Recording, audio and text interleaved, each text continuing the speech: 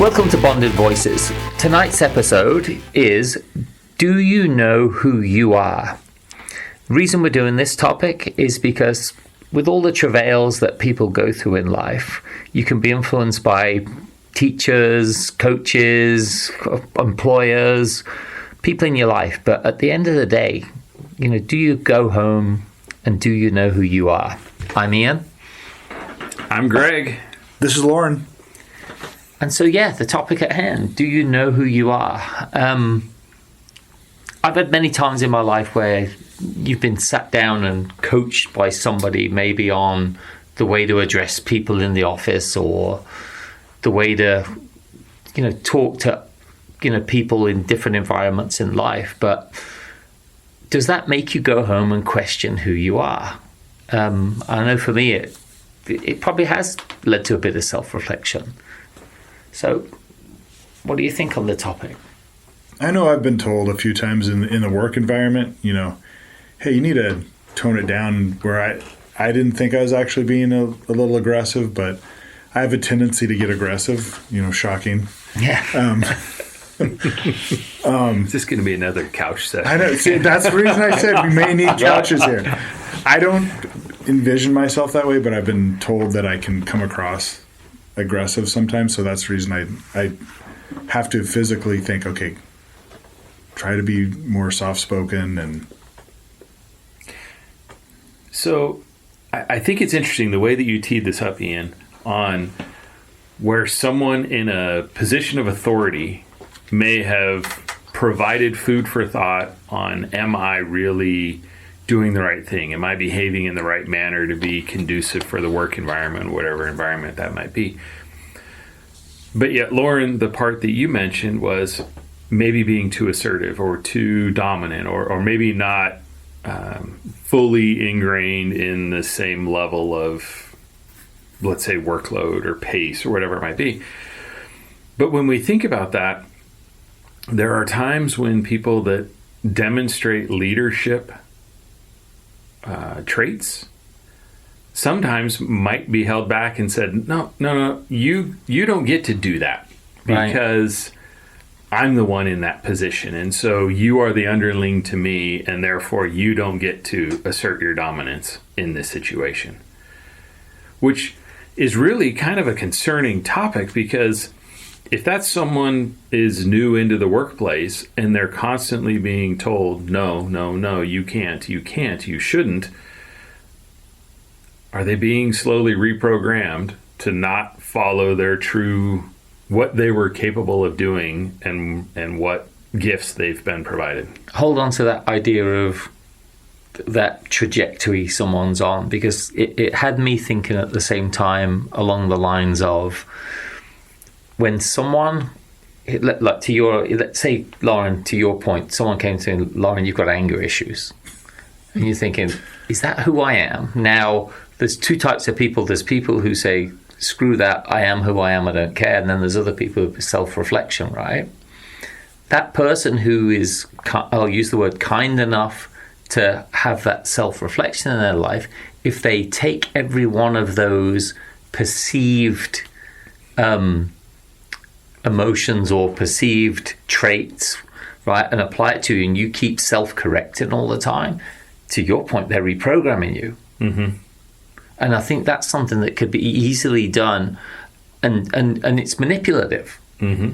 And I think we've all seen movies where the vicious husband comes home to the wife and he's slowly chips away at her until she's just a shell of a person. She doesn't become who she is. It's almost like she's now trying to fit into a mold of the abusive husband. Mm-hmm. Mm-hmm. And so knowing who you are and being able to look in the mirror and saying, I know I'm this, I know I'm that, I know I'm the other.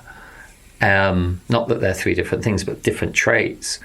I think that's an important place for most people to have. That people should get to that place in their life. so how do you find out who you really are? Like, is it... And when do you establish that, right? At what age do you know? Because you're constantly evolving, and say, is it 18? You're like, okay, I'm 18, I am who I am, or is it 25 or 30 or... Well, and we've all the three of us sitting around this coffee table are all men. And so there's the discussion about when does the frontal cortex fully develop on a male brain, which is delayed compared to a female brain. And so when is that? Is it 18? Is it 22? Is it 25? If you ask our significant others, they might say it's not yet developed. But that idea of, so in order to implement that belief in yourself and that confidence in yourself and who you are, and to hear that other individual out that's saying this behavior is not acceptable, how do we as parents, how do we instill that in our children to have that level of confidence and say, you know what, you do have these certain traits, and at this point in time, it's probably best for you not to exercise those traits. But that doesn't diminish who you are. Right. It doesn't change who you are. You're merely operating in the environment that you need to operate in. You know, as you were saying that, it's funny because I remember a day, I think it was at the supermarket, where something happened between me and this woman that were in there. I don't even know if it was verbal or I was just in a way or whatever. And she turned to me and she goes, "You're not a nice person." And Wow. I said, "Well, have a nice day." And just walked away. But it made me go, I'm not a nice person. And that whole idea of, you know, I think people should be able to look in the mirror and say to themselves, am I a nice person? Am I a good person? Because I don't think people look in the mirror and go, I'm an awful person. I'm really bad. Or maybe they do. But I think there's knowing who you are from that point of view, I think is important. Well, there's a difference between who you think you are and then how people perceive you. Right. And it's the perception that people react to. And so you may think I'm the nicest person, or I'm showing leadership qualities, or I mean, whatever it happens to be, but it's not coming across that way. So how many people's opinion of you that are the same does it take until you go, wow, maybe I needed a bit of self-reflection here? That's a great question. Well, I think you need to listen to every, I guess, I don't want to listen to every criticism, but you got to take it with a grain of salt type of thing, where based on the setting and the scenario, like if someone's, you know, there's a competition and they're critical of you, is different than, you know, a friend saying something to you or a colleague saying something to you. Right. Yeah. Because a lot of churchgoers go for different reasons, and I've had people say, you're such a good guy, and I don't consider myself such a good guy, but I also don't consider myself, you're an awful person. Well, I'm somewhere in between those two things, but I hope I look in the mirror and go, you do a net positive each day rather than a net negative. That's a good point. Like, how does people gauge themselves? I always think I'm in the middle. I'm not a good or bad, just like you were saying. But if you think you're good when you're not, that could give such a false sense of who you are. Yeah. Yeah. Like, I hope I lean... Pull up the couch. I hope I lean towards the good side, right? Because I think that there is that middle grey area which most people fit into. But I think you want to, like, again, net good, that moral bank account of things that you do.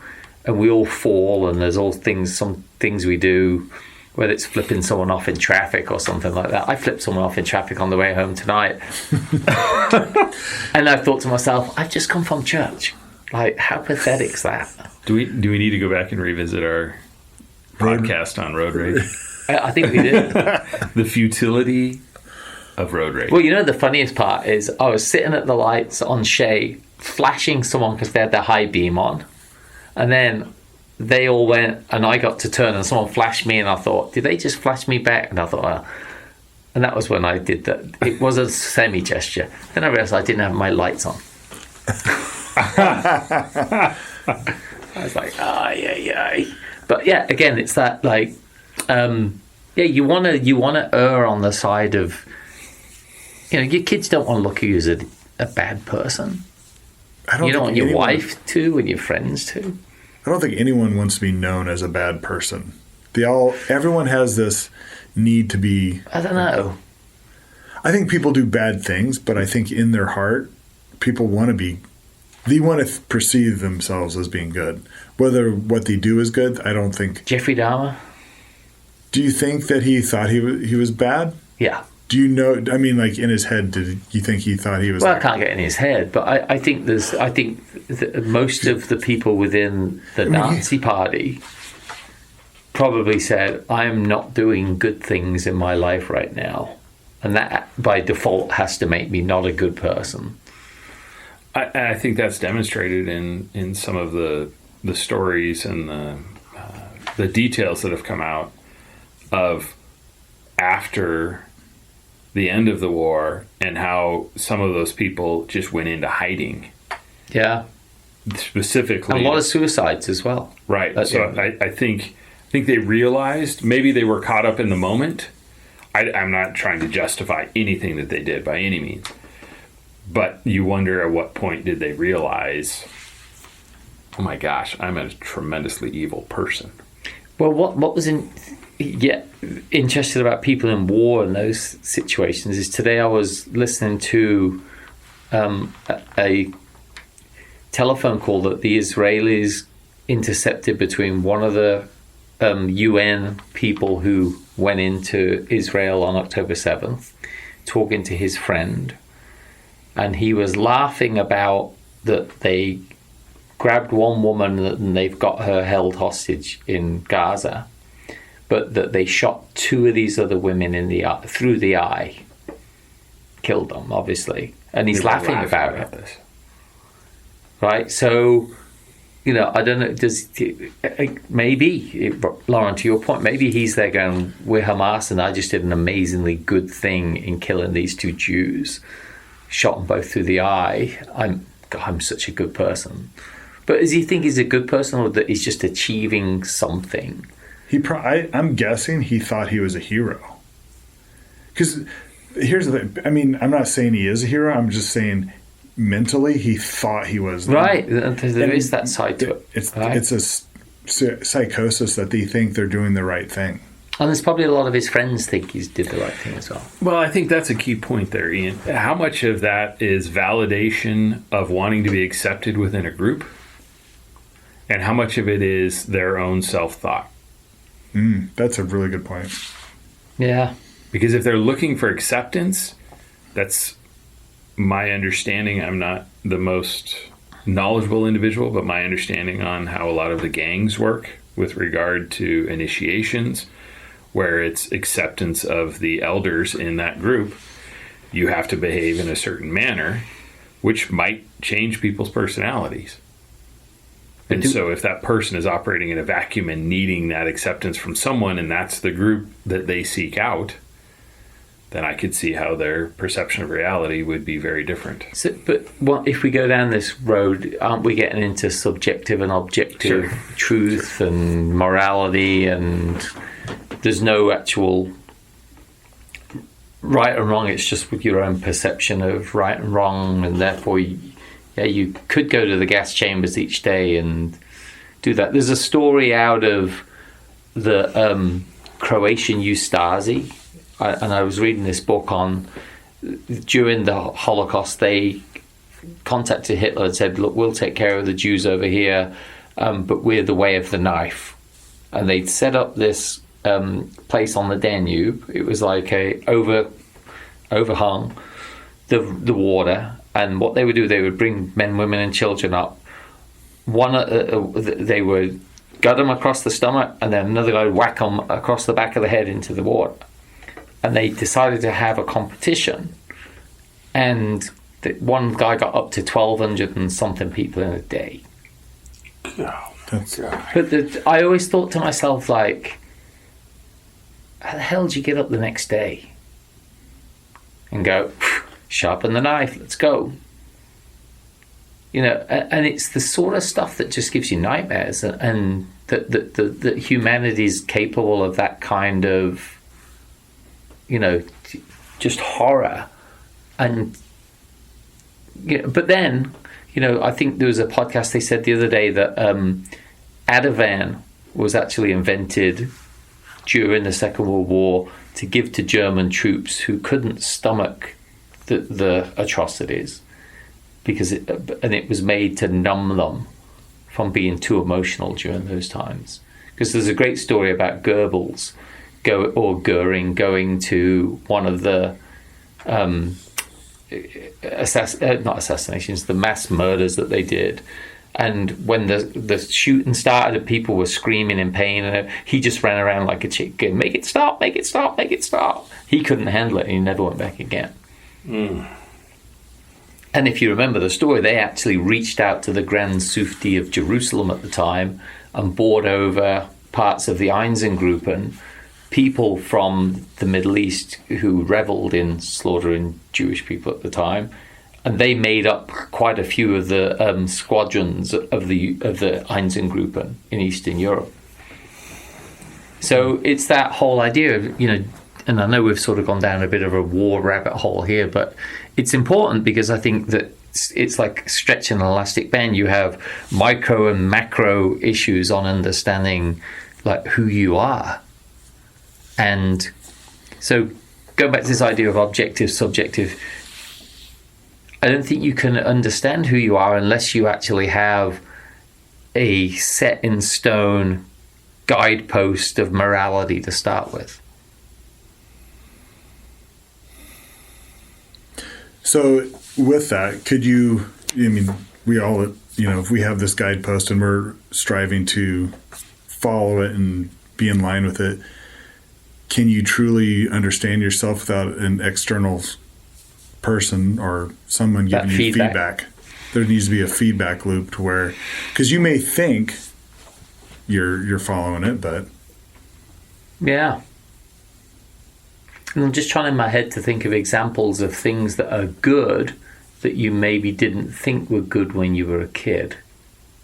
Because obviously as we mature and, I have vivid memories of, I was just thinking about helping an old lady across the road. And then I remembered my grandmother used to get off the bus and she was older and she was scared of walking alone. So she'd asked us to meet her at the bus stop and she would walk arm in arm with her back home, right? So she felt safe coming home at 9 o'clock at night after bingo. But I don't know if at the time I thought that was good. It was just an obligation. But now looking back on it, it was probably a good thing to do. Well, I think that's charity, and that's giving of your time for someone else to provide them support or care or comfort. Yeah. So I think that's good. I think we could also split hairs if we wanted to, the difference between kind and good, but that's probably for a different discussion altogether. Yeah. And they're both net positives, though, right? Sure. If you are adding them into that moral bank account, or that moral slider between good and evil, I think it would push it towards good.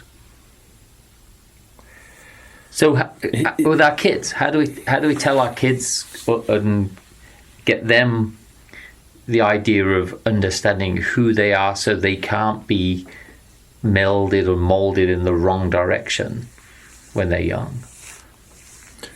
Well, I think we guide them enough with what we have them do and give them good examples. But as a parent, you're constantly giving them feedback, whether they did something good or bad. So they know how they're being perceived. I've actually had a conversation with my youngest son recently of he was doing something, nothing bad, but the perception of what he did is different from what he saw versus what someone else saw. Interesting, right? And so, and not to go into the details, he was like, well, I was just doing this one thing.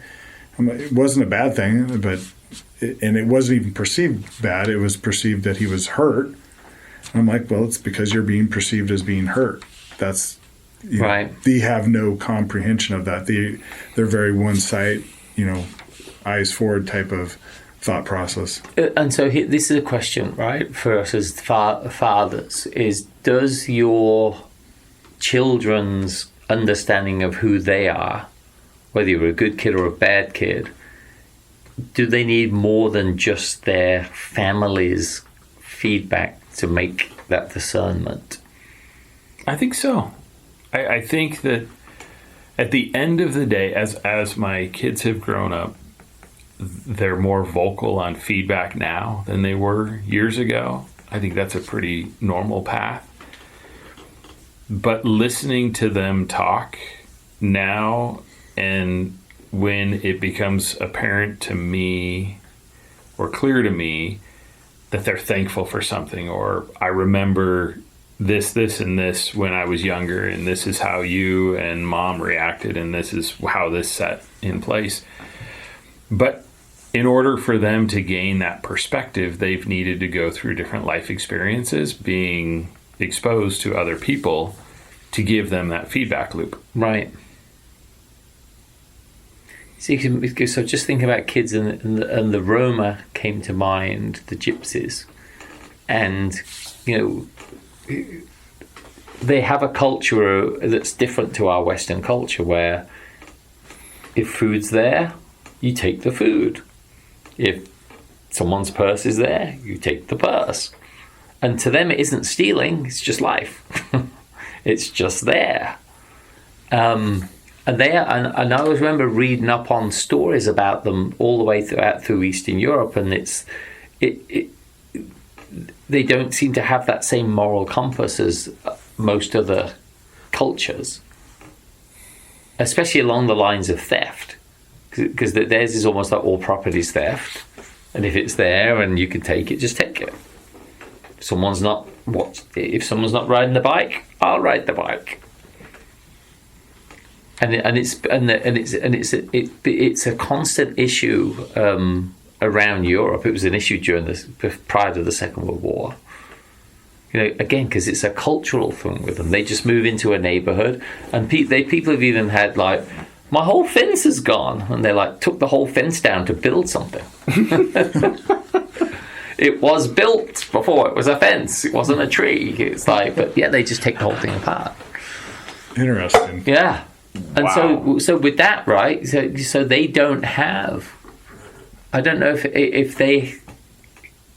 I'm projecting here as well. I don't know if the Roma have that same idea that I'm a good person or I'm a bad person. They probably do. So we're trying to overlay our guidepost, but their guidepost is a little bit different location.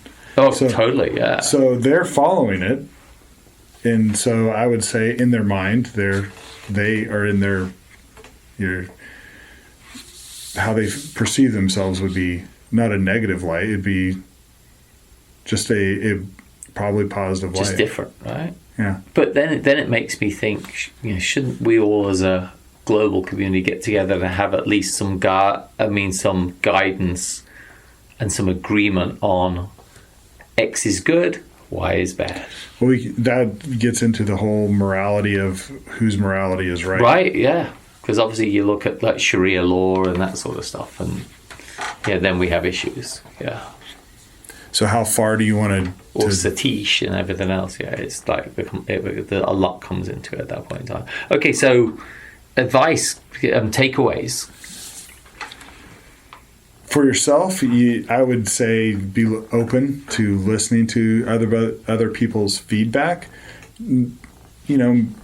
Maybe not necessarily take it. If you know who you are and you feel that this feedback is probably, doesn't fit. Sometimes it probably does, sometimes it doesn't. But be open to feedback and make adjustments where necessary. Well, I think, along with what you just said, Lauren, I think take it with a grain of salt is a term that I like to use, which in the way that I perceive that term is don't put all of your weight into what that one individual said or that one experience. There are times where you need to look at why did this interaction happen? The example you gave of being in the grocery store and some lady said to you, "You're an evil person." Awful. Awful. Sorry, I didn't mean to mischaracterize you. But then you wonder, why is that? And maybe what was going on in her life that day that provided that. She just needed an outlet. Maybe. She just needed to unload. Or is the feedback that you're getting from someone, is there an ulterior motive? Are they telling you this because they want to manipulate you? And so my recommendation is to take it with a grain of salt and ask the additional questions of, why is this person interacting with me this way? Yeah. I love the grain of salt thing. Dennis Prager said something along the lines of, I don't let compliments go to my head, and I don't let criticism define me. Something along those lines. Wow, that's powerful. And I think that's what I believe. People will have a better life if they have a better handle on who they are and how people perceive them, because they'll find that if their perception lines up with their friends, they'll get more friends, they'll have a better life. If they're on the negative side of the spectrum, maybe it's a wake-up call for them to make some changes. That brings up a good point. If, as being a good friend to someone, give the proper feedback to someone. If you have honest feedback. If you have a friend that maybe needs a little bit of feedback, give it to them. Let them have the honest opinion. Don't hold it back just because you're afraid to hurt their feelings. Yeah. So until next time, thanks for listening to Bonded Voices. I'm Ian. I'm Greg. This is Lauren. And we'll see you next time.